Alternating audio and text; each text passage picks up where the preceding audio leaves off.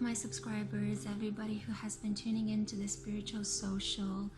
I'm up to a year of actually delivering messages for you guys, and I'm so happy and so grateful that you are all here and you're part of this, well, my crew, I guess. I wouldn't call you guys family because, you know, sometimes families can be dysfunctional, but a group of people that are like-minded and brought together by similar life circumstances, I think. Yeah, that's what I would call my crew.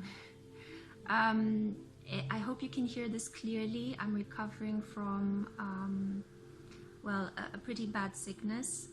It's been happening for almost a month now, but I have regained my strength finally, and I'm in a place of light at the moment and peace. And I just feel strong enough to deliver these messages for you. What I want to talk to you today is about the Capricorn new moon. That is a really important event of the year because we are having, well, 3 of the most important planets, our outer planets that are related to faith and karma and destiny, are actually conjuncting the sun and the moon on Christmas Day. So it's the eve of Christmas Day right now. I'm going to film this part for the general message, and then tomorrow I'll also do a pick a card that I will attach to this video for you guys, so you can actually see the decks and you can make your choices, and it will be like a more traditional kind of pick a card reading. But I wanted to come and talk to you on the eve of the new moon, while the moon is still in Sagittarius, which is where my natal moon is placed. I wanted to talk to you guys about some of the bizarre energy that we're feeling at the moment, because this is not really your merry happy holiday season. It's actually a time of great reflection, hard decisions, moments where you have to separate and let go of something, because Capricornian energy is about limitations, it's about boundaries, it's about saying no, drawing a line in the sand, taking back what is yours, whether it is your energy, your resources, your intelligence, your ideas, your capacity to love, anything that is depleting you of energy rather than filling you up of energy, so you can have enough energy to work and to produce and to become somebody in the world. Everything is being renegotiated in this period. To add to this hula baloo that is happening at the moment in the skies, we are also having the eclipse corridors. So the new moon in Capricorn is actually conjunct the solar eclipse tomorrow. So, and we are having another eclipse in January as well. So we are in between this really interesting karmic corridor, and Capricorn is all about karma. Capricorn is a lot about well, calculating the things that have happened in your life. So for example, did you put as much effort in? Were you given as many rewards as you should receive? So it's a game of checks and balances, whereby if you have actually done something good, now it's being returned to you in the same level, at the same intensity, on the same par. So you're not going to receive more than you expected. You're just going to receive exactly the same that you put in. Capricorn is not really the most generous signs or energies. So it's all about you get what you put in. So at the moment, it is a time of reaping the rewards for the work that we put at the beginning of the year, when we planted a lot of seeds, and now it's kind of watching them sprout. Wherever you put your energies at this time, you should be receiving a lot of blessings and returns, and wherever you haven't, things are just slowly removed from your life. And I think, you know, you guys know already. You guys, I'm sure you're intuitive beings. I'm sure you feel certain things. You're just coming to these channels and watching these astrological videos and these tarot readings just to confirm some of the things you already know within you, just so you can have somebody to tell you to trust your intuition rather than your mind, because we tend to think with our minds and rely on our logical brains most of the time. But it's very hard to know when to follow your heart, when to rely on your intuition. Well, some more than others. I know some people that just bravely just follow their emotions rather than their logic, and I really admire those people that can do that, you know. I'm more of a stop and start kind of person. Anyway, but this video is not about me. It's about this Capricorn energy, and it's about this karmic corridor where we find ourselves. I just wanted to say that if you are alone for Christmas, if you are feeling weakened, if you are feeling burdened, if you are feeling sad and depressed and you're not feeling at your best, you're not alone. And you know, you don't have to have that 1950s kind of Christmas with the tree and the presents and the loving family members and everybody around you. Who has this nowadays? It's actually a world in which we are increasingly missing a couple of those elements. We don't have the tree, we don't have the gifts, we might not have the family members. It's just the rhythm and the speed and the style and the, well, lack of resources in certain cases that some of our lives are following at the moment. Because the gap between the rich and the poor is becoming increasingly larger. People are really struggling to make ends meet, and there is a lot of resentment, there is a lot of anger, there is a lot of injustice, there is a lot of people feeling like they have to wear masks and not being able to express their emotions because, you know, a certain form of capitalism nowadays requires you to be constantly happy and put on a smile face, you know, and you end up compromising what makes you human. You know, you end up compromising other things that are happening in your life, which might require more time for healing, which might require more time for you being understood and you being seen as a person that hurts as well, not only that is able to create happiness and optimism all the time. We are complex beings. We are people that go through really challenging, paradoxical times. We have to make tough decisions. So I just want you to know that you are not alone, that, you know, you can always come to this channel. If you're feeling sad, you can always watch my videos. You can always contact me as well. I feel you. I'm also by myself this Christmas, but that doesn't mean that I feel alone. It's because I'm so closely connected to my guides and the sources, and I still have a couple of close people hanging around in my life that I turn to and I talk to. So I am super, super blessed and happy that those things exist in my life. And I'm trying to take every little thing and to just be super, super happy for it, because I realize how finite everything is and how one day we have something and then the next day it can be taken away from us. And how, you know, sometimes you might love certain people but they don't love you back. Sometimes you might try to get your relatives or family members to understand you but they don't. So it's quite difficult. It's quite difficult. That's what I'm trying to say. And I'm in a corner of the world at the moment that is considered to be one of the richest countries in the world, and yet I see so much poverty, so much misery, so many people struggling to just fulfill their daily needs, you know, like rest and just eating properly 3 meals a day, you know, and just rather than being engaged in this rat race and this hunt for status, because Saturn is in Capricorn at the moment, and it's all about, we're like collectively, in our unconscious collective, we're all obsessed a little bit with status, with how we come across to other people, with what wealthy image we put out into the world. But if you look into the world, if you observe the collective at the moment, there are so many people that are just struggling. They have to work 2 or 3 jobs just to be able to pay bills and have, you know, a warm place where they can live. Now, I'm not saying these things to depress you. I just want to say that I want to share a little bit, you know, that these experiences and seeing people in their misery and seeing people struggling reminds you as well that, you know, you need to be grateful for everything you have, because you can lose it any second now.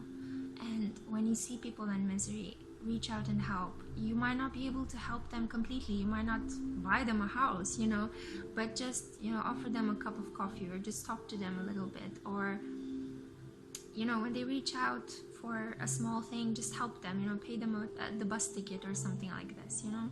We all can do a little bit to improve each other's lives, and I'm sure there are so many people out there that are doing lovely things every day, small gestures, you know, that are polite and kind and respectful, and they reaffirm the humanity in other people. But at the moment, unfortunately, these planetary influences are not really highlighting this great work. They are not highlighting the great work of the common person that is just struggling to get by, and yet, in spite of all the challenges, maintains their humanity. This will happen soon, guys. Don't worry. Jupiter is gonna go into Aquarius, okay? We have one more year of this karmic testing, and then it's gonna get a little bit better. It's gonna progressively go towards people getting together in groups, throwing down the establishment, challenging the institutions and their massive amounts of power that they are acquiring at the moment. And it's going to be practically a new world order, especially when Pluto is going to enter Aquarius in 2023. It's going to be a completely different landscape where we're going to begin reworking the landscape practically. That's going to be the start. I'm not saying that in 2023 everything is going to change. It's going to be a process, just like Pluto and Capricorn since 2008 has been a process of creating such a wide disparity between the rich and the poor in the world, and between this obsession with status and with money and with, you know, like having the big cars, having gentrified neighborhoods, having this urban sprawl that is so hard to contain, and bringing back traditionalism, you know, bringing back a lot of this. You either respect the rule of the land or you are obliterated, you are put towards the margins of society, and you're not part of any groups, you know. So hopefully we're going to be able to craft more creative ways, and this new moon in Capricorn is going to be a booster towards that. If you're feeling depressed, if you're feeling dark, please keep in mind, as I said, you are not alone. It is just a period, and I would advise you to just go with the flow of whatever happens. It is very good in this period to actually decide for yourself what you would like to see happen in your life, rather than allow other forces externally to basically put you in front of a situation that was already selected for you. So as much as possible, try to write down your thoughts, try to map out things, try to make a mood board of what you would like to see happen in your life, try to reach out to people to get more information. Capricorn is all about planning, so this energy is excellent for planning. Things are purposely being slowed down so you can have time to rest and plan, but you have to do the work, you have to do the nitty-gritty. I myself at the moment am faced with a very big decision, so I am cleansing myself regularly. I am saying my prayers, I am saying my affirmations, but at the same time I'm also kind of polishing up my work, so my day-to-day work that I have to, you know, earn a living with. And I'm also thinking what I would like to see in my life. So not only what I would like to exclude from my life or how to improve it, but what is it that I would like to see happen in my life? How do I want my life to look like? And you can afford yourself to dream big, because Neptune is in Pisces, and that's our escape during this period. Escape a little bit. If you have some time to rest, spend a couple of maybe some minutes just daydreaming a little bit. Just, I don't know, watch a movie that kind of transports you somewhere else. And as you're watching that movie, try to imagine what are some of the things you would like to see happen in your life. If you're not a movie kind of person, then maybe take a walk in nature. And try to, again, getting in touch with nature. Also, Uranus is in Taurus, so Uranus, the planet of awareness and electrified shocks to the consciousness, is in the sign of nature and abundance and fertility. So walking out in nature, being in nature in this period can give you jolts of ideas, you know. So even if you live in the city, just go to the botanic garden, go to the, I don't know, the zoo, go to a park, a place that is designed to have some, you know, to put you in contact with the earth, has some shrubs and some trees, and it's just more of the natural world than your, you know, apartment or your place of work, you know. So we have these two escape portals: either connect with nature, connect with the natural things, or do something beautiful, connect with beauty. Whatever you think that is beautiful in your life, whether related to inner beauty or outer beauty, do that, because it will help you gain a jolt of awareness. Or you can escape and go and take the higher influence of Neptune in Pisces. So what that means is that you could, as I said, retreat for a while, sleep, dream, create something, be very creative. And while you're creative, while you're drawing, while you're thinking, while you're singing, while you're dancing, whatever it is that you're doing that is creative, even love making, you know, make love. Yeah, definitely. It relaxes you. And, you know, if you're lucky enough to have somebody that you love in your life, then that's excellent, because it's such a source of inspiration and it nourishes your soul. So do these kind of Neptunian things. I would advise you to stay a bit away from excessive alcohol intake or drug abuse. You know, you can, you know, I mean, you're an adult, and I'm not advocating for anything, but of course you can use those in moderation if you feel that you're too stressed out. And during this period, we do feel a lot of pressure, and we want to release that pressure through, you know, engaging in smoking, or maybe too much coffee intake because we have to finish those deadlines, or maybe escaping through alcohol intake, because that's the quick fix, you know. And trust me, I've been down that path as well, and it does give you a quick fix, but then you wake up the next day with a hangover and feeling really terrible, and you haven't accomplished much. You have to take it again, you know. You'll have to start the cycle of taking care of yourself again, so it adds more work to you. That's basically what I'm saying. But you know better what to do. You know how to live your life. I'm not here to tell you that. I'm just saying that Neptune provides us an escape, and Uranus provides us these jolts of awareness through contact with nature. And those are two ways to try to escape a little bit and gain a different, fresh perspective from all of this Capricornian influence. So as I said at the beginning, Jupiter is in Capricorn, Saturn is in Capricorn, Pluto is in Capricorn, and the Sun and the Moon tomorrow are going to come together. It is a great time for planting new seeds, but it's also karmically this time a great time for receiving what you have been working throughout the whole year.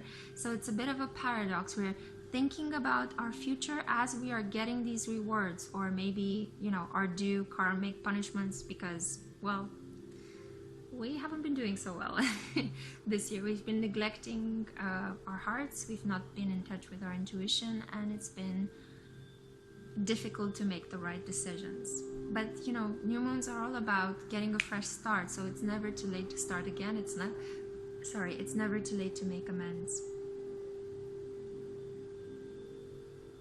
I'm listening to Water Music by William Basinski, and this is what you're hearing on the background. It's wonderful. I feel like it's the music of a cathedral underwater. It's just something out of this world. Every time I listen to it, I feel like I'm channeling in a new space.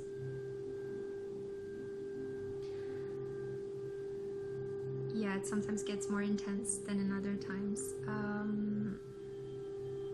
What I wanted to say, and it's really important, is also that this is a very crucial time for people that were born in the 1990s and 1991. So if you were born in year 1990 and 1991, hello, welcome to your super amped up Saturn return. Are you ready for this? This is going to be quite strong, quite powerful.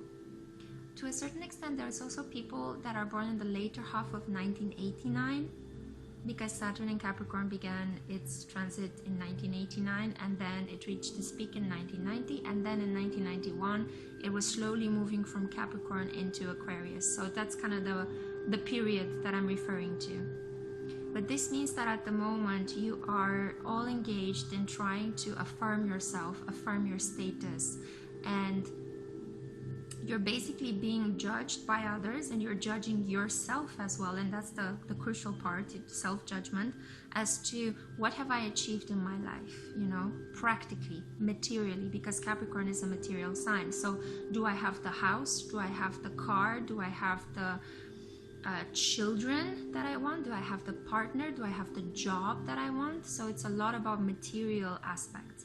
And here the lesson is, for you to have something that is resonating somehow with your soul and not with what other people think, because Capricorn is a lot about trying to impress other people and trying to, you know, the goat that slowly climbs up the ladder of achievement to try to impress other people and to try to leave their mark behind on the world, to try to leave a legacy behind. That's really important for them.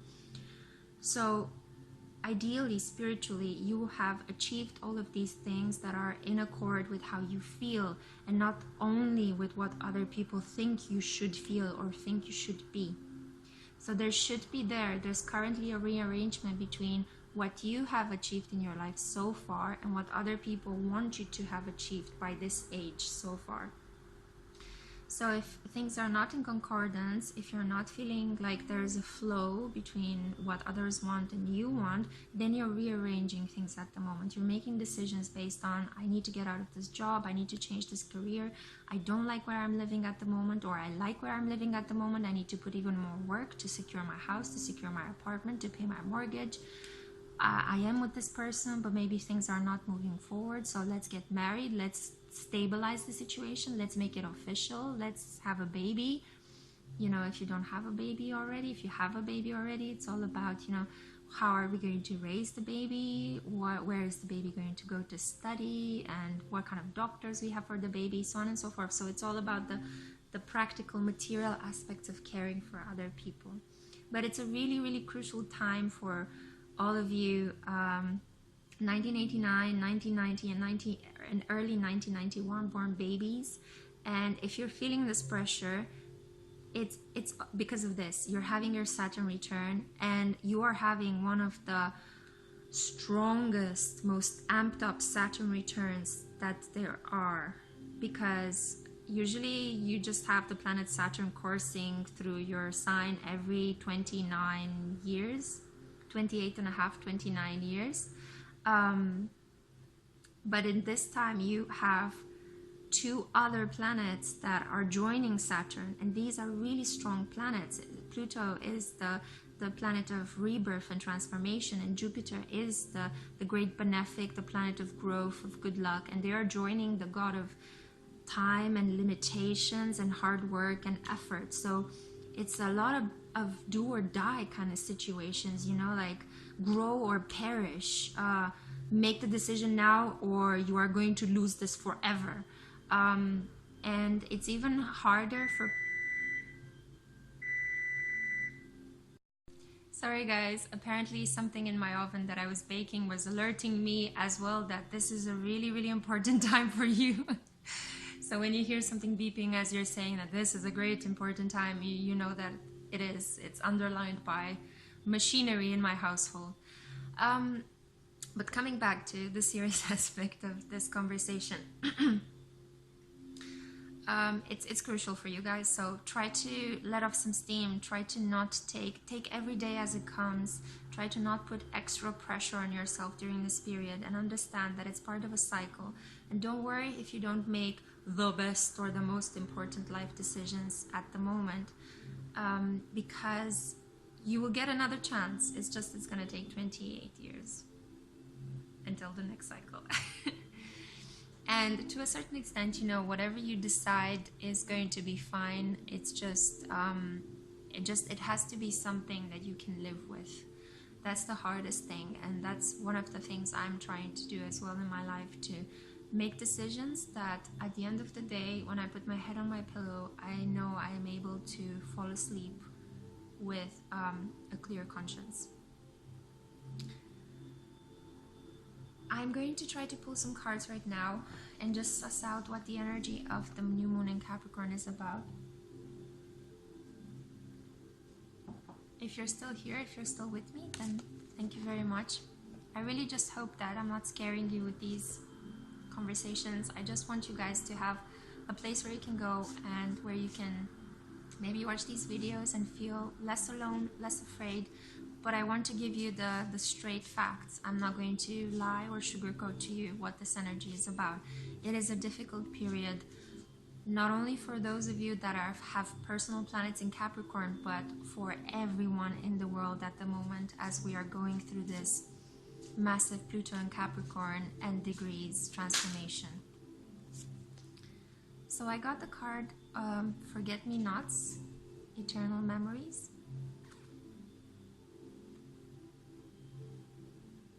Okay. And the quote is, "The best things in life are the people you've loved, the places you've seen, and the memories you've made along the way." This is really beautiful because at the beginning of this video I was talking about how, you know, the material aspects and how Saturn in Capricorn wants us to focus on our material legacy, but actually what we remember and what our soul takes with us once we are dead, I guess, because we don't know for sure what happens afterwards, but you know, some of us that like to believe that our souls travel to the astral spheres rather than just, you know, that we just die and decompose and that's just it. I like to think that we don't. I like to think that our souls leave our bodies and they travel back to where we came from. But the most important things that our souls take with us is, you know, the experiences that we had in this world, the people we met, how we made people feel, how they made us feel, how well we listened to our intuition, how spiritual we try to live our lives, those deep lessons that we get, and how well we feel that we've overcome them. What were the themes of your life? How well you felt you navigated them? Do you feel like you're gonna want to come back and relive so you can rework certain issues? Or maybe certain people that you've met and you've lost and you want them back? These are the things. So Forget-Me-Nots is a symbol of eternity. It's a symbol of those kind of memories that are not just connected to our human mind, but the memories that we have of each other from past lives. And actually during this time, this is fantastically fitting. I love it when the oracle cards fit so well with the themes. And during these times of karma, we see karma being transferred very quickly. Like you might do something today, you might shout at a person today, and tomorrow another person is going to shout at you. Or you might help a person out, and then the next day after, another person is going to help you out, you know, and something very similar. So karma is being very quickly distributed in this period, so you have to pay attention to your actions, to your words, to your thoughts.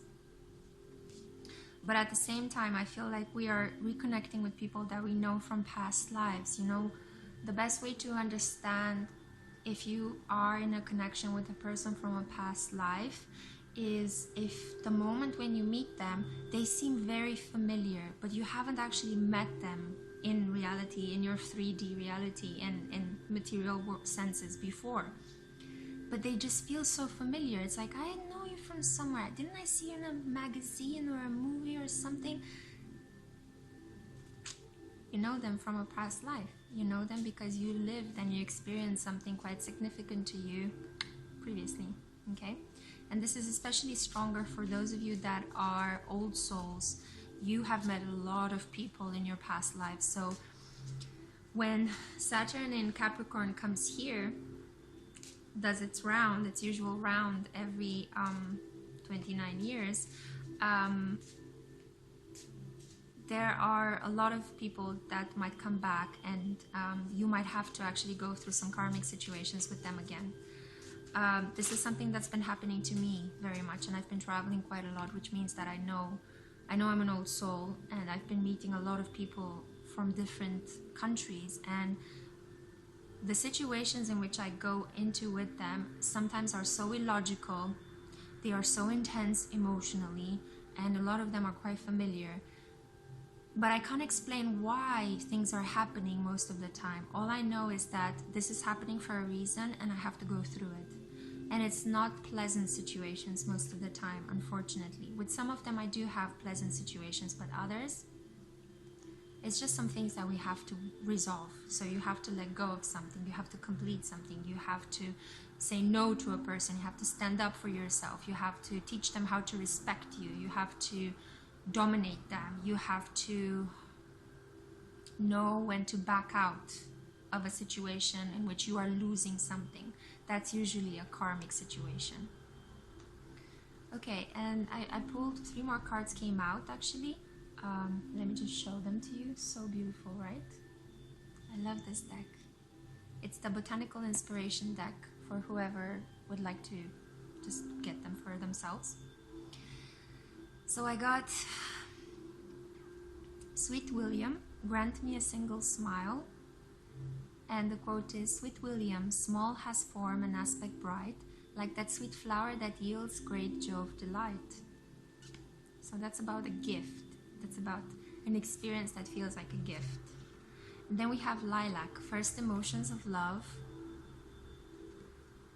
Love is the magician that pulls man out of his own hat.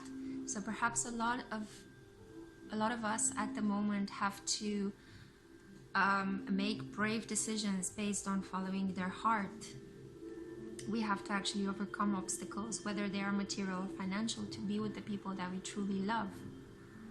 And we might need to let go of karmic relationships that have been tying us down, chaining us down, in order to be with that person that our soul feels is our path forward. And then we have Garden Heliotrope, devotions and dreams fulfilled. So this is The Future Belongs to Those Who Believe in the Beauty of Their Dreams by Eleanor Roosevelt.